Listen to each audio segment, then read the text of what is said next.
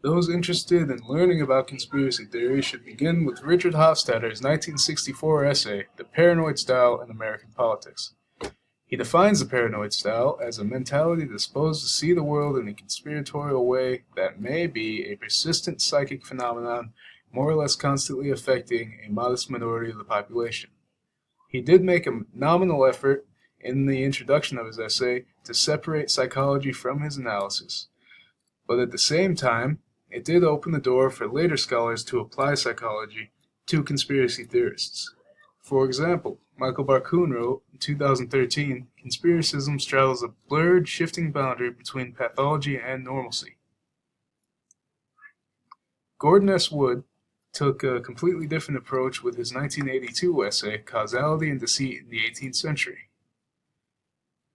He provided an intellectual history and decided to find out why people around the time of the American Revolution relied on conspiracy theories, or at least conspiratorial thinking.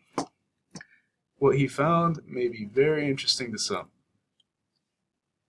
Quote, in the Anglo-American world at the time of the Revolutionary Crisis, there was scarcely a major figure who did not tend to explain political events in conspiratorial terms.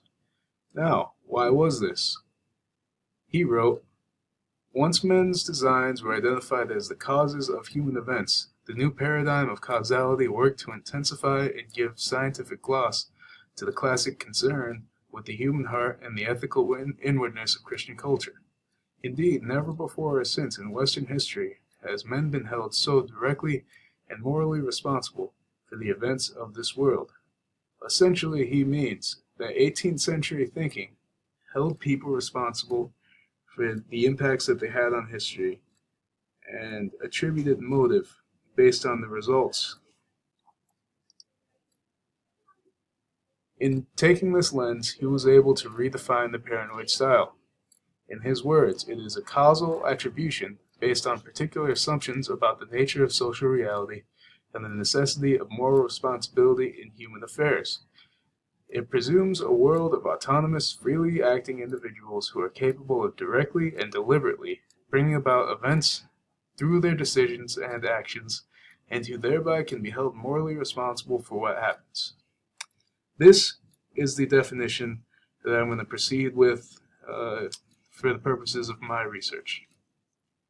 Now, for my thesis, I'm focusing on the Illuminati conspiracy theory because it has a recurring presence in our political history and popular culture. I'm also departing from other historians because they usually try to explain why people believe in these theories, while I'm focusing on the methods of the theorists themselves to spread their ideas.